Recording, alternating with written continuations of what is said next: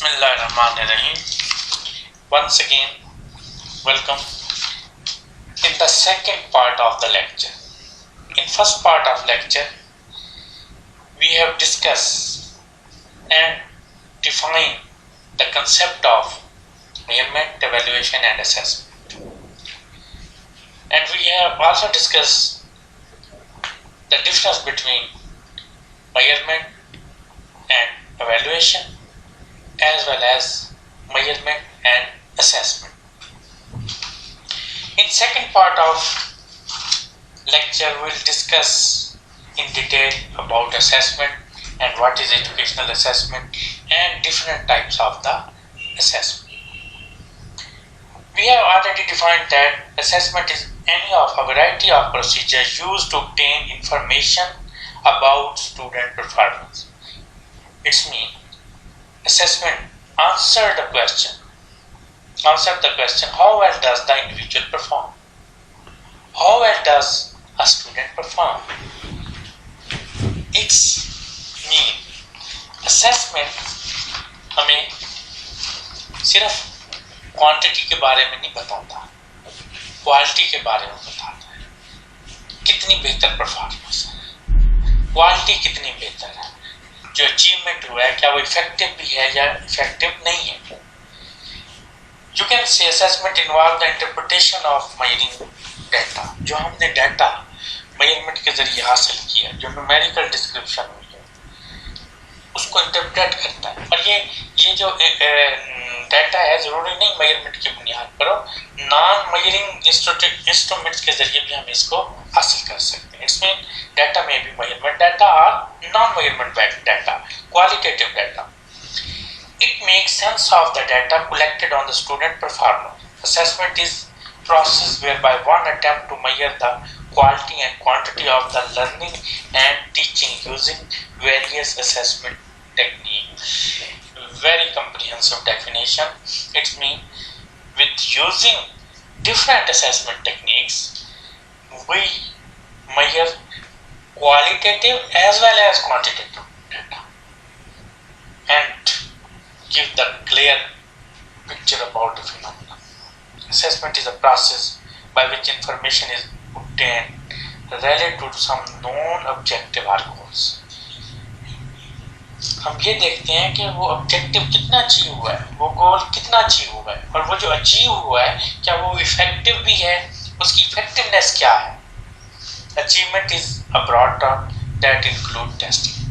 अब जरा आप स्क्रीन पे देखिएगा, ये जो चीजें लिखी हुई हैं ये असेसमेंट के कंसेप्ट को बहुत बेहतर करती हैं. Too many teacher assessment simply mean giving student test and assigning them grade. This conception of assessment is not only limited but also limiting the assessment. Assessment ये नहीं है कि सिर्फ टेस्ट ले लिए जाए, नंबर ले लिए जाए और उनको ग्रेड असाइन कर दिया जाए. नहीं, हमने वो जो ग्रेड्स हैं उसको डिफाइन करना, हमने लेवल ऑफ क्वालिटी देखना है, हमने क्वालिटी देखनी है. वो जो परफॉर्मेंस है, कोई टारगेट अचीव हुआ है, वो गोल अचीव हुआ है, वो कितना इफेक्टिव है. It fails to take into account both the utility of assessment and its importance in teaching learning process. जो कंसेप्ट ऊपर दिया हुआ ये असेसमेंट के असल सेंस रूह को एक्सप्लेन नहीं कर रहा. In the most general sense, assessment is the process of making a judgment or measurement of the worth of an entity. For example, the person, process or program. हम किसी person को assess कर सकते हैं. कोई प्रोग्राम चल रहा है, उसके प्रोसेस को असेस कर रहे हैं कि वो कितना इफेक्टिवली जारी है, और अगर कहीं पे जरूरत है उसकी इम्प्रूवमेंट की तो हम उस असेसमेंट की बुनियाद पर उसको इम्प्रूव करते हैं. या प्रोग्राम कितना इफेक्टिव है. So educational assessment involve the gathering and evaluating data evolving from planned learning activities or program. This form of assessment is often referred to as evaluation. ये देखना, मैंने कहा असेसमेंट और एवेल्युएशन का कंसेप्ट बहुत करीब है, और असेसमेंट वर्सेस एवेल्युएशन भी हम थोड़ा सा डिस्कस करेंगे, मैंने पहले भी किया, मजीद इसको बल्कि इसी मौके पे कर देता हूँ कि एवेल्युएशन एक कंप्लीट प्रोग्राम की है, या प्रोग्राम के एक कंप्लीट हिस्से की है, जबकि असेसमेंट एक कंटिन्यूअस प्रोसेस है। कंफ्यूज करता है लेकिन डिफरेंस मौजूद है। और डियर स्टूडेंट्स, आपने इसको क्लियर करना है, अपने जहनों में रखना है कि असेसमेंट और एवेल्युएशन में क्या फर्क है। एक टीचर डेली क्लास में आता है, जो एक्टिविटीज वो परफॉर्म कर रहा है स्टूडेंट के बारे में जानने के हवाले से, दैट इज असेसमेंट। जबकि एवेल्युएशन तो एक सिस्टमैटिक प्रोसेस है जिसमें प्री डिटरमाइंड टारगेट्स होंगे और उसकी बुनियाद पर हम स्टूडेंट्स के बारे में राय कायम करेंगे। Let's learner assessment, student assessment की बात कर रहे हैं, represent a particular type of educational assessment normally conducted by teachers. Teacher ही कर रहा होता है and design to serve several related purposes. बहुत सारे इसके पर्पसेस होते हैं, चंद एक पर्पस नीचे दिए हुए हैं। पर्पसेस जो दिए हुए हैं, मोटिवेटिंग एंड डायरेक्टिंग लर्निंग, बड़ा अहम जो उसका ऑब्जेक्टिव या पर्पस है। असेसमेंट का मतलब यही होता है कि स्टूडेंट्स को मोटिवेट करना। क्लास में टीचर क्वेश्चन पूछ रहा है तो मकसद यही होता है कि इफेक्टिव लर्निंग हो और स्टूडेंट की तवज्जो लर्निंग प्रोसेस की तरफ हो। और अगर वो प्रॉपरली कंसेप्ट नहीं समझ रहा तो उसको डायरेक्ट किया जाए। अगर उसकी डायरेक्शन बराबर नहीं है तो उसे प्रॉपरली गाइड किया जाए और उसके कंसेप्ट क्लियर किए जाए। Number 2, providing feedback to student on their performance.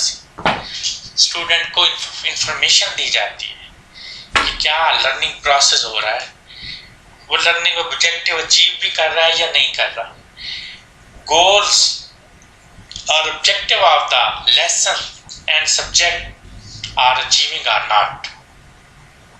So very important purpose of the assessment. Number 3, providing feedback on instructions and or the curriculum. हमें assessment से, जब टीचर assessment कर रहा होता है या दूसरी relevant body assess कर रही होती है, तो हमें पता चलता है कि करिकुलम इफेक्टिव है, उसमें कहाँ खामियां हैं, कहाँ पे इम्प्रूवमेंट लाने की जरूरत है। And number 4, ensuring standard of progression are met। और फिर देखना कि जो प्रोसेस जारी है, जो एक तरीका कार, एक प्रोसेस, एक टीचिंग लर्निंग प्रोसेस जारी है, क्या उसके स्टैंडर्ड अचीव भी हो रहे हैं, जो हमने स्टैंडर्ड रखे हैं, जो गोल्स रखे हैं वो मीट भी हो रहे हैं या नहीं हो रहे। तो असेसमेंट प्रोसेस उसको भी इंश्योर करता है। और जहां हम देखते हैं कि प्रोसेस इफेक्टिवली काम नहीं कर रहा तो हम वहां पर चेंज लाने की कोशिश करते हैं। ये बहुत अहम 4 ऑब्जेक्टिव दिए हुए हैं असेसमेंट के कि असेसमेंट का पर्पस क्या होता है। Learning assessment is best conceived as a form of two-way communication in which feedback on educational process or product is provided to its key stakeholders। हम यहाँ पर लर्नर असेसमेंट, क्योंकि हमारा फोकस स्टूडेंट पर है एज अ टीचर, और learner assessment को हमने देखना है, ये वन वे कम्युनिकेशन नहीं है, वरना तो उसका कोई फायदा ही नहीं है, कोई एडवांटेज नहीं है। This is two way communication which feedback on educational process के दौरान या at the end जो प्रोडक्ट है स्टूडेंट, उसके बारे में हमें बताती है। स्टेक होल्डर्स क्या है, पेरेंट्स हैं, सोसाइटी है, कि जो गवर्नमेंट, पेरेंट्स इन्वेस्ट कर रहे हैं, क्या वो इफेक्टिवली उसके जरिए हम अपने टारगेट्स भी अचीव कर रहे हैं या नहीं कर रहे। So this is a two way process. Specifically learner assessment involve communication to teachers, students, curriculum designers and administrators। देखिए ये फीडबैक किसके लिए है, टीचर्स के लिए है कि उसकी टीचिंग कितनी इफेक्टिव है। फीडबैक ऑन टीचिंग, स्टूडेंट्स क्या वो लर्निंग प्रोसेस इफेक्टिवली हो भी रहा है या नहीं हो रहा। करिकुलम डिजाइनर करिकुलम में वो जो ऊपर 4 पर्पसेस आए थे, करिकुलम को तब्दील करने की जरूरत है, वो अप टू डेट है, मौजूदा दौर की जरूरियात को फुलफिल कर रहा है या नहीं कर रहा, और फिर administrator feedback on use of resources, क्या हम एजुकेशनल रिसोर्सेज को इफेक्टिवली यूज कर रहे हैं या नहीं कर पा रहे, कहीं पर कोई प्रॉब्लम है तो उनको रिमूव किया जाए, हर्डल्स आ रही हैं तो उनको रिमूव किया जाए। For teachers and curriculum course designer, carefully constructed learner assessment technique can help determining whether or not stated goals are being achieved. जो डिजाइनर्स हैं और टीचर हैं उन्हें पता चलता है, उन्हें फीडबैक मिलता है कि क्या वो गोल्स जो स्टेटेड गोल्स हैं किसी कोर्स के किसी टॉपिक के ऑब्जेक्टिव है वो अचीव हो भी रहे हैं या नहीं हो रहे। यहाँ पे वेरी इंपॉर्टेंट, क्लासरूम असेसमेंट जो टीचर कर रहा होता है कैन हेल्प द टीचर और आंसर द फॉलोइंग क्वेश्चन, और इन सवालात का जवाब देती है। To what extent are my teacher achieving the stated goals, किस हद तक किस लेवल तक गोल अचीव हो रहे हैं, 80%, 70%, 90%, 50%। तो इफेक्टिवनेस ऑफ टीचिंग सामने आती है, इफेक्टिवनेस ऑफ लर्निंग प्रोसेस सामने आती है, इन्वॉल्वमेंट ऑफ स्टूडेंट का पता चलता है। Question number 2, how should I allocate class time for the current topic, time allocation, क्या जो टाइमिंग है हम असेस कर रहे होते हैं कि वो इफेक्टिव है या उसमें तब्दीली लाने की जरूरत है। Number 3, can I teach this topic in more effective और इफेक्टिव वे, टीचर असेस कर रहा होता है कि क्या इस टॉपिक को इससे भी बेहतर या इफेक्टिव तरीके से पढ़ाया जा सकता है, जो डेफिशिएंसीज रह गई हैं उसे कैसे रिमूव किया जा सकता है। Number 4, what part of this course unit are my student finding most valuable, हाँ जी, कौन सा पार्ट इफेक्टिवली जो है स्टूडेंट्स तक पहुंचा है। Number 5, how will I change the course और unit the next time I teach it, उससे पता चलता है कि नेक्स्ट टाइम जो जारी बात है स्टूडेंट के फीडबैक से उसे पता चलेगा कि कौन सा पोर्शन इफेक्टिवली नहीं पढ़ाया गया या कहाँ पे कोई कमी रह गई है या कहाँ पे कोई खला रह गया है, तो नेक्स्ट टाइम उसे वो इम्प्रूव करेगा।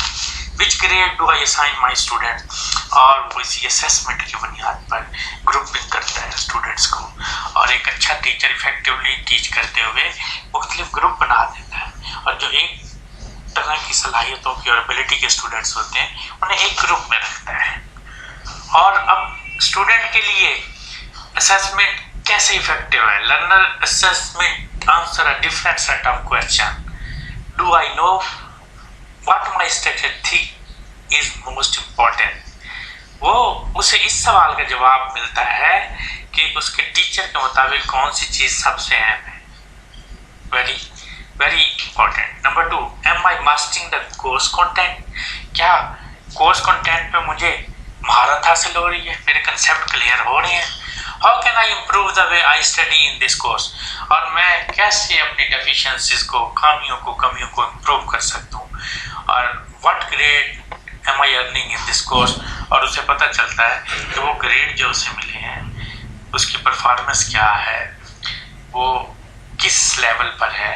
तो जारी बात है असेसमेंट स्टूडेंट्स को इन सवालों का जवाब देती है। After this we'll discuss the types and approaches to assessment. There are a number of types like formative and summative evaluation, informal and formal evaluation, continuous and final evaluation, process and product evaluation, divergent and convergent assessment. These are some important types of the assessment. One by one we'll discuss these types. अब नाम से ही जाहिर है formative और summative assessment क्या होती है। Formative assessment is designed to assist the learning process by providing feedback to the learning which can be used to identify strength and weakness and hence improve future performance. During the process, class में उस्ताद feedback दे रहा होता है students को कि क्या वो चीज़ें achieve कर रहा है, गोल्स अचीव कर रहा है, वो कहाँ पे क्लास में खड़ा है, उसको क्या करने की ज़रूरत है, यकीनन प्रोसेस को इफेक्टिव बनाता है। तो formative assessment is most appropriate where the result are to be used internally by those involved in the learning process, student, teacher and curriculum development. जबकि समेटिव एवैल्यूएशन, अगर दूसरी तरफ समेटिव एवैल्यूएशन को देखा जाए तो this is used to make decision for grading और determine readiness for progression. नाम से summative at the end of the process thoroughly चीज़ों को असेस किया जाता है और फिर देखा जाता है कि क्या अगले स्टेप के लिए रेडीनेस है या रेडीनेस नहीं है।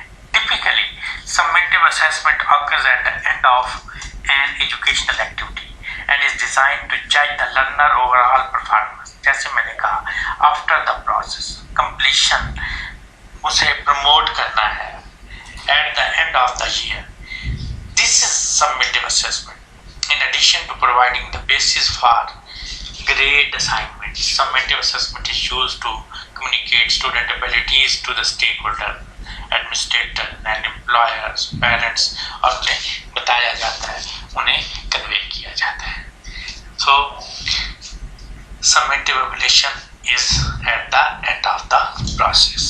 अब जरा हम इनफॉर्मल एंड फॉर्मल असेसमेंट को डिस्कस करेंगे। अगर आप ये मटेरियल पढ़ें तो बहुत ही इजी अल्फाज में इसको एक्सप्लेन किया गया है।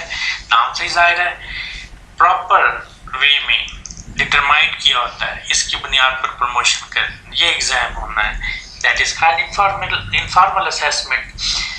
जैसे कि हम सेमेस्टर सिस्टम में करते हैं, असाइनमेंट्स के मार्क्स हैं, प्रेजेंटेशन के मार्क्स हैं, दिस इज फॉर्मल असेसमेंट। और आपको पता है कि मैंने पहले भी जब डिफाइन किया तो बताया assessment is a continuous process. So उस्ताद जब क्लास में जाता है तो असेसमेंट प्रोसेस जारी होता है।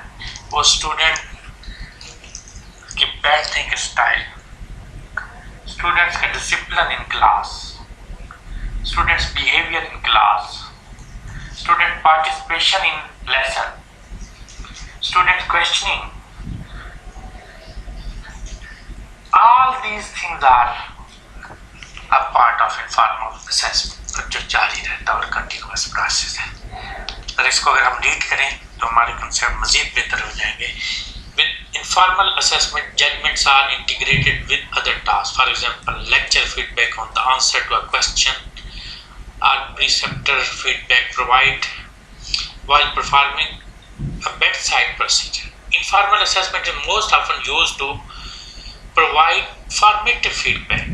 Formative, summative नहीं है, जारी बात है प्रोसेस के साथ साथ हो रही है, ठीक है। और इसी तरह फॉर्मल एक प्रॉपर तरीके से, और ये ज़्यादा इन्वॉल्व है समेटिव एवैल्यूएशन के हवाले से, एक प्रॉपर तरीके से उन रिजल्ट्स को एवेलुएट किया जाता है, उनकी बुनियाद पर इंटरप्रेट किया जाता है। तो this is formal assessment.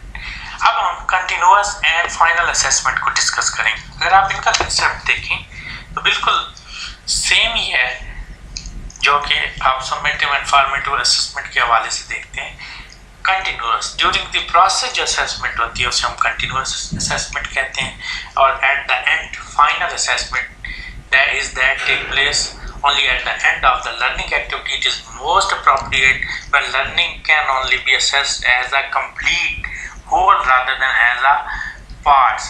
Typically, final assessment is used for summative decision making. वाज़ेह तौर पर due to its timing, final assessment cannot be used for formative assessment. Similarly, process versus product assessment, different names and same concept है. During the process, that is a process assessment to improve the process, and at the end of the product, इसी process के and पर जो assessment की जाती है जिसमें देखा जाता है कि कोई प्रोग्राम कितना इफेक्टिव रहा है या नहीं रहा। And at the end the too much important divergent and convergent assessment, ये मतलब आपके लिए शायद नए लफ्ज भी हों। Divergent assessment are those with the range of answer, मुख्तलिफ आंसर्स हो सकते हैं, सॉल्यूशंस हो सकते हैं। फॉर एग्जांपल ऐसे टाइप क्वेश्चन या टेस्ट जो होते हैं आपको डिफरेंट पॉइंट ऑफ व्यू मिलते हैं। This assessment is called divergent assessment. On the other hand what is convergent assessment?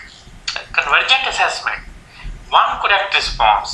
Objective type test जो होते हैं इस किस्म की जो असेसमेंट होती है कन्वर्जेंट असेसमेंट होती है, जिसमें आपको डिफरेंट पॉइंट ऑफ व्यू नहीं मिलते, आप आंसर को स्पेसिफिक कर देते हैं। For example in MCQs there is only one answer that is correct, और इसी तरह fill in the blanks, true false और दूसरे जो फॉर्मेट है ऑब्जेक्टिव टाइप टेस्ट के वो कन्वर्जेंट असेसमेंट के लिए इस्तेमाल होते हैं, या वो असेसमेंट कन्वर्जेंट असेसमेंट होती है जिसमें हम जो रिस्पॉन्ड कर रहा होता है उसको अपने आंसर पर ही स्पेसिफिक कर देते हैं और हमें कन्वर्जेंट पॉइंट फाइंड आउट होता है। Dear students, these were some types of the assessment. साथ बहुत सारा मटेरियल अटैच है, इसको पढ़ें। कहीं पर अगर कोई प्रॉब्लम है तो इंशाल्लाह हम इसको डिस्कस करेंगे। कोई इश्यू है, कोई मिसकंसेप्शन है तो इसको रिमूव करने की कोशिश करेंगे। ये तारुफ था मेजरमेंट, एवेल्युएशन, असेसमेंट, उनके दरमियान फ़र्क, एजुकेशनल असेसमेंट और different types of the educational assessment.